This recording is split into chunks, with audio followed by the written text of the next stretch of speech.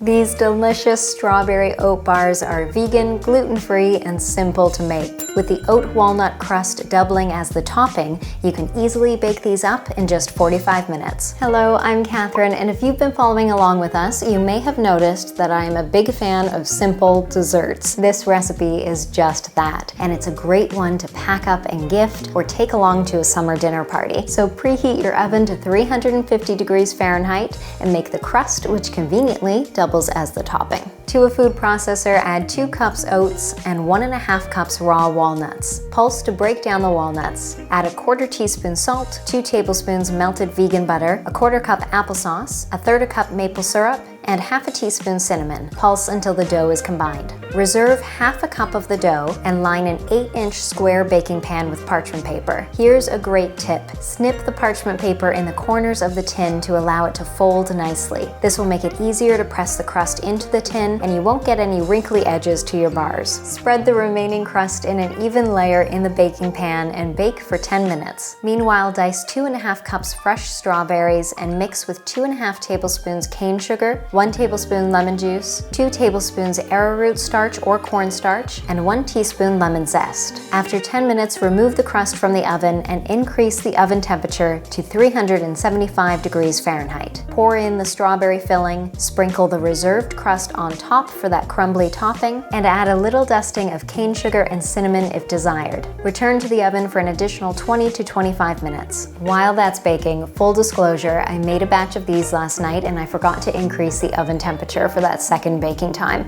and they still turned out well. So if you do the same, don't panic. Fresh strawberries are best for this recipe, but you can use frozen, and I have instructions for a couple of tweaks to the preparation in the notes section of the recipe card, which I've linked below for you. And finally, since I only used 1 teaspoon of lemon zest in this recipe, I'll put the rest of this zest into a little container and freeze it. And I often make these bars with concentrated lemon juice when I don't have fresh lemons, and then I can reach into my freezer for some frozen zest. Your strawberry oat bars are done when the filling is bubbly and the topping is lightly browned. Allow the bars to cool in the pan for at least 20 minutes for the filling to firm up, but then you are free to lift out your bars and slice into them. I love serving these with my 5-minute coconut whipped cream, so I've linked that recipe below for you as well. And this recipe makes 9 strawberry oat bars and costs us about $7.85 Canadian, or less than 90 cents a bar.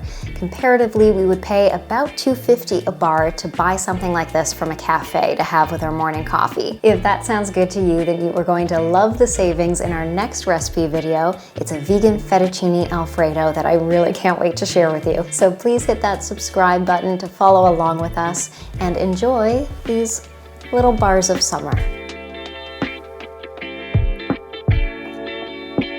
I'm taunting Brian now.